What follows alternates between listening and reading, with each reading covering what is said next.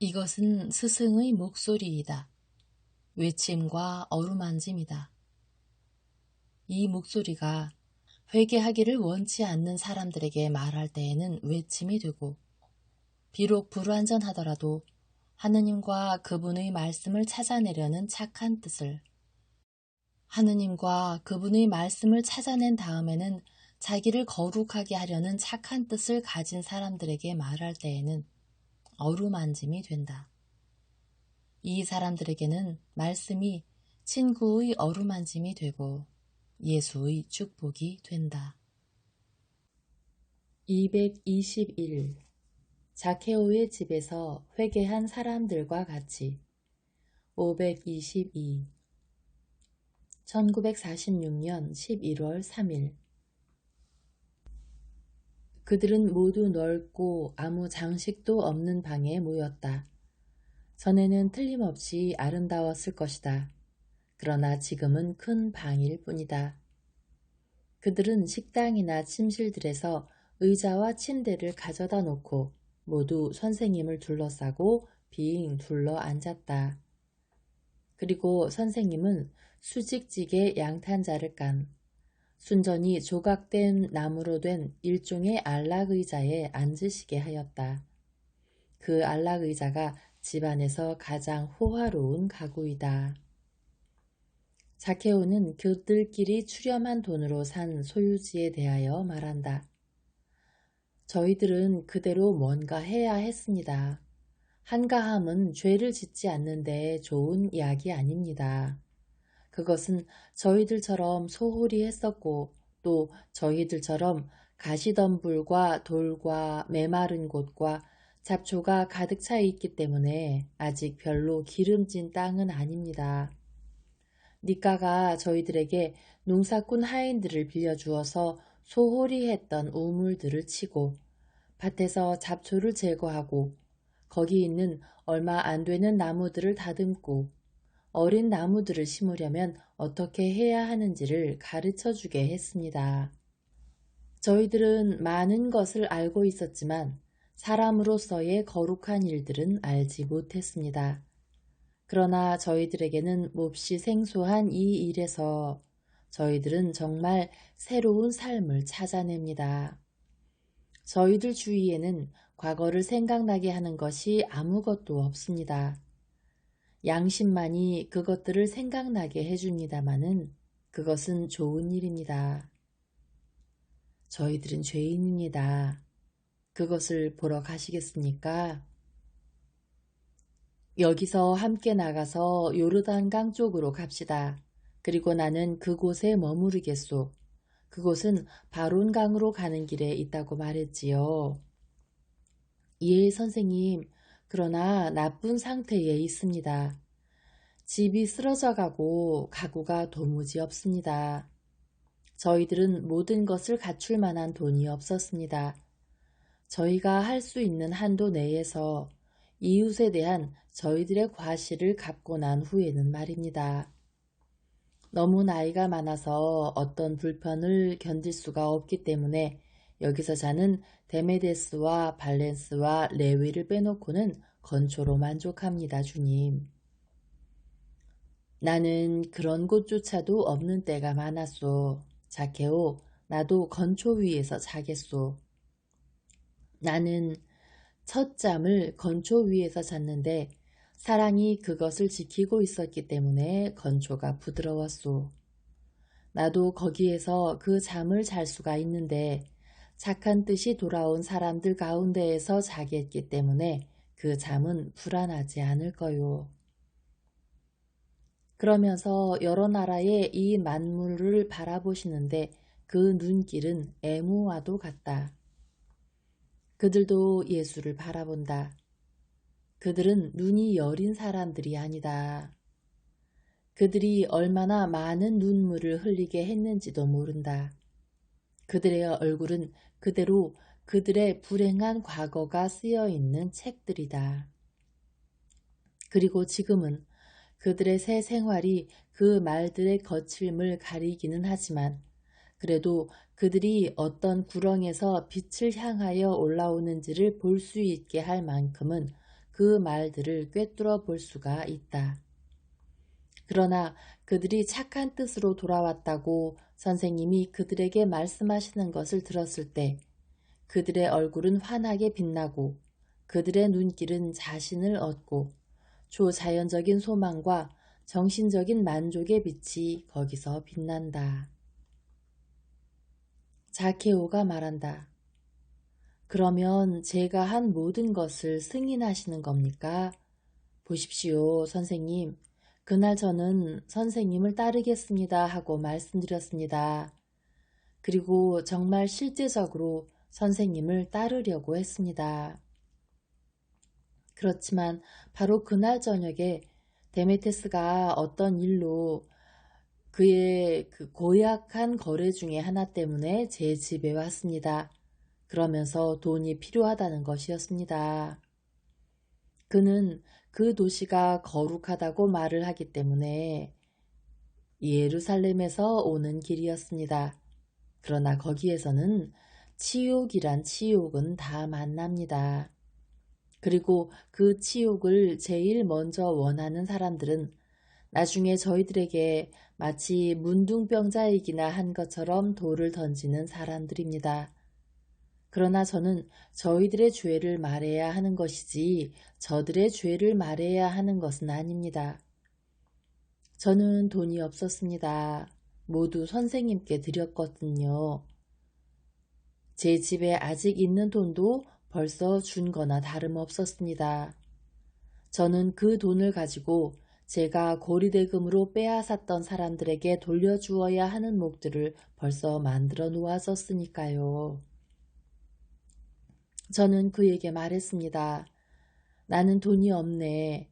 그렇지만 모든 보물보다도 더 가치 있는 것을 가지고 있네 하고요. 그리고 제 회개와 선생님의 말씀과 제 안에 있는 평화를 이야기해 주었습니다. 제가 얼마나 말을 했던지 새로 밝아오는 날의 빛이 들어와서 얼굴들을 희게 비추었고 제가 아직 말을 하고 있는 동안에 등불들을 쓸데없게 했습니다. 제가 정확히 무슨 말을 했는지는 모르겠습니다. 제가 아는 것은 그가 저희가 앉아있던 식탁을 탕 하고 주먹으로 치면서 이렇게 외친 것입니다. 메르쿠리우스 고대가 충실한 신하를 하나 잃었고 사티로스들이 동물을 하나 잃었네. 내 돈까지 받게. 범죄를 하는 데는 충분하지 않았지만 거지에게 빵을 주는 데는 넉넉할 걸세. 그리고 나도 받아주게. 그 숱한 악취를 맡은 다음에 향기를 좀 맡고 싶네 하고요. 그리고 남아 있었습니다. 저희들은 예루살렘으로 함께 갔습니다. 저는 물건들을 팔려고 그는 또 일체의 약속을 면하려고 갔습니다. 그리고 돌아오면서 저는 이렇게 말했습니다. 저는 오래간만에 성전에서 어린아이와 같이 깨끗하고 평화롭게 된 마음으로 기도했었습니다. 저는 제 자신에게 이렇게 말했습니다. 예리고에 그대로 남아있는 것이 선생님을 따르는 것이 아닐까, 혹 더 잘 따르는 것이 아닐까. 거기에서는 나처럼 불행한 내 친구 세리들, 도박장 경영자들, 뚜쟁이, 고리대금업자, 갤리선 노예들과 도형수와 노예들의 감독, 가지가지 비참한 사람들을 못살게 구는 사람들, 법도 동정도 모르는 군인들, 그들의 가책을 취중에 잊기 위해 소란 떨기 좋아하는 사람들이 그들의 저주받은 돈을 쓰거나 내게 사업을 제안하거나 나를 연회나 다른 불명예스러운 더러운 짓들을 하자고 권하러 오니까 말이야. 시내 사람들은 나를 업신여기고 히브리인들은 나를 항상 죄인 취급을 하지만 저들은 그렇지 않다. 저들은 나와 같다. 불결하다. 그러나 마음속에 그들을 선으로 이끄는 무엇을 가지고 있을지도 모른다. 그런데 그들에게 구원의 손길을 내미는 사람이 아무도 없지. 나는 그들이 악을 행하는 것을 도왔다. 어쩌면 그들이 내 권유 때문에, 내가 간혹 그들에게 부탁한 것 때문에 죄를 지었는지도 모르지. 나는 그들이 선으로 오도록 도와줄 의무가 있다. 내가 피해를 입힌 사람들에게 보상을 한 것과 같이, 동향인들에 대해서 배상한 것과 같이 그들하고 속죄하도록 힘써야 한다 하고요. 그래서 그대로 여기 눌러 앉았습니다. 저들은 어떤 때에는 이 사람이 오고 어느 때에는 저 사람이 왔고, 어떤 때에는 이 도시에서 어떤 때에는 저 도시에서 왔습니다. 그리고 저는 그들에게 말을 했습니다. 모두가 데메테스 같지는 않았습니다. 더러는 저를 무시하고 나서 도망쳤고, 더러는 주저했고, 더러는 머물렀지만 얼마 후에는 그들의 지옥으로 돌아갔습니다. 이 사람들은 남았습니다. 그리고 이제는 저희 자신과 싸우기 위해서 저희들을 용서할 줄 모르는 세상 사람들의 업신여김을 견디기 위해서 제가 이렇게 선생님을 따라야 하고 저희가 이렇게 선생님을 따라야 한다고 느낍니다. 세상이 용서하지 않는 것을 볼 때에, 기억들이 되살아날 때에는 저희들의 마음에 눈물이 흐릅니다. 그런데 그 기억들은 너무 많고 몹시 괴로운 것입니다. 어떤 사람들에게는 그 기억들이 저희들의 죄를 비난하고 사후의 복수를 약속하는 무시무시한 네메시스입니다. 하고 그 중에 한 사람이 말한다. 기진맥진에 있는 것을 일을 시키느라고 제가 때린 사람들의 통곡입니다. 고리로 그들의 전 재산을 빼앗은 다음 노예를 만든 사람들의 저주입니다. 세금을 낼 수 없는 것을 법의 이름으로 그들의 마지막 재원까지 몰수했던 과부와 고아들의 애원입니다. 정복된 나라들에서 패전으로 인해 공포에 떠는 무장 해제된 사람들에 대해 행한 잔인한 행위들입니다. 제가 모든 것을 쾌락으로 낭비하는 동안 궁핍으로 인해 죽은 제 어머니와 제 아내와 딸의 눈물입니다. 그것은 아이고 제 경우에는 말로 할 수 없는 죄입니다. 주님, 저는 손에 피를 묻히지 않았고 돈을 훔치지도 않았고 지나친 세금을 매기지 않았고 고리를 받지 않았고 전쟁에 진 사람들을 때리지는 않았습니다. 하지만 가지가지 불행을 이용했고 배전한 사람들의 죄 없는 딸과 여자 고아들과 빵을 얻기 위해 상품처럼 팔려온 여자들로 돈을 모았습니다. 저는 군대의 뒤를 따라 온 세상을 두루 다니며 기근이 있는 곳, 강이 넘쳐서 식량이 모두 없어진 곳, 전염병으로 어린 생명들이 보호를 받지 못한 채 있는 곳에서 그 기회들을 잡아서 그들을 가지고 상품을, 증오할 만한 그러나 죄 없는 상품을 만들었습니다. 거기서 돈을 얻어내던 저로서는 증오할 만한 죄였고 그것이 얼마나 소름 끼치는 것인지를 아직 알지 못하기 때문에 죄 없는 것이었습니다. 주님, 제 손에는 능욕을 당한 소녀들의 처녀성이 있고 정복된 도시들에서 잡아온 젊은 아내들의 정절이 있습니다. 제 상점들과 장가는 유명했습니다. 주님, 그것을 아신 지금 저를 저주하지 마십시오. 사도들은 말을 한 이 마지막 사람에게서 무의식 중에 물러났다. 예수께서는 일어나셔서 그에게로 가까이 가신다. 그리고 그의 어깨에 손을 얹으시고 말씀하신다. 사실이요. 당신의 죄는 크오. 당신은 속죄를 많이 해야 하오. 그러나 자비 자체인 나는 당신이 바로 마귀이고 세상의 모든 죄를 가지고 있다 하더라도 당신이 원하면 모든 것을 속죄할 수 있고 하느님께 위대하시고 온정이 넘치는 참 하느님께 용서를 받을 수 있다고 말하오. 당신이 원하면 당신의 뜻을 내 뜻에 합하시오. 나도 당신이 용서받기를 원하오. 나와 일치하시오.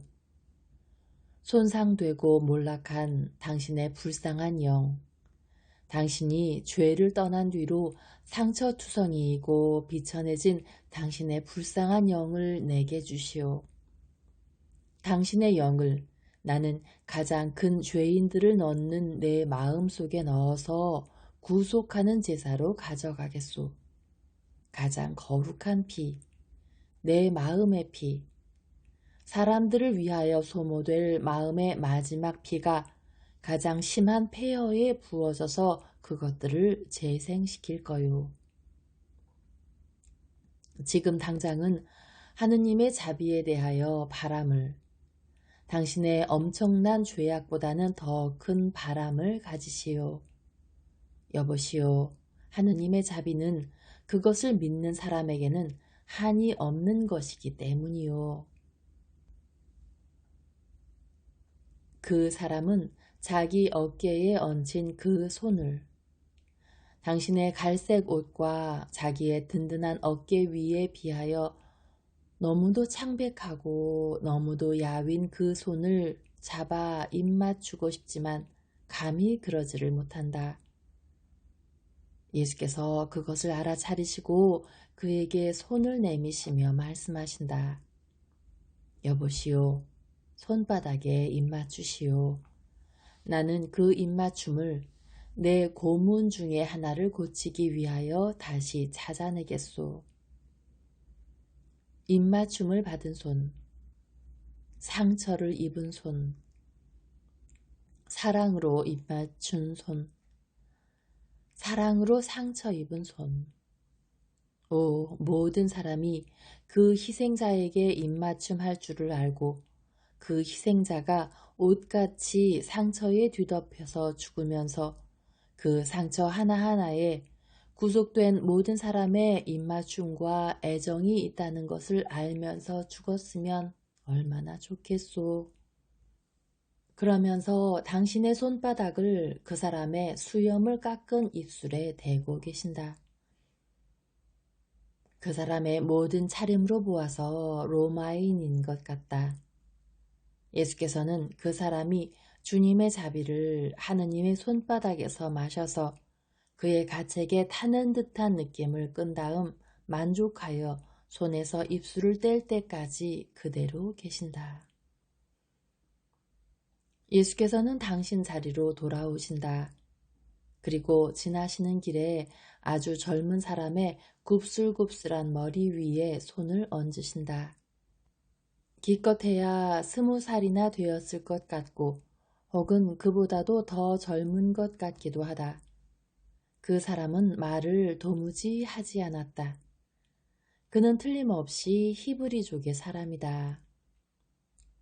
예수께서 그에게 물으신다. 그런데 자네는 자네 구세주에게 아무 말도 하지 않나? 젊은이는 고개를 들고 예수를 쳐다본다. 그 눈길에는 사연이 많이 들어있다. 그것은 고통과 증오와 뉘우침과 사랑의 이야기이다.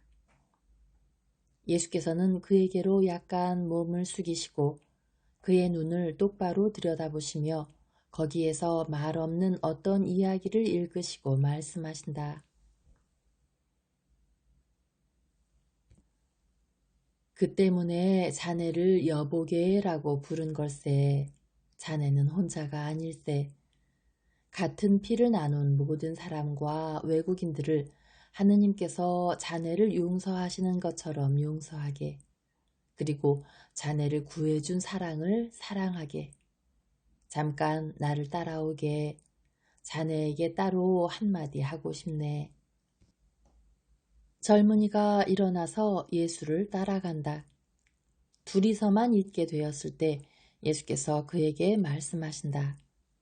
여보게, 자네에게 이 말을 하고 싶네.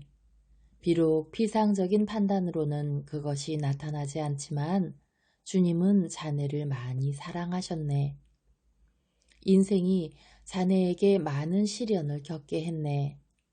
사람들이 자네에게 많은 해를 끼쳤네.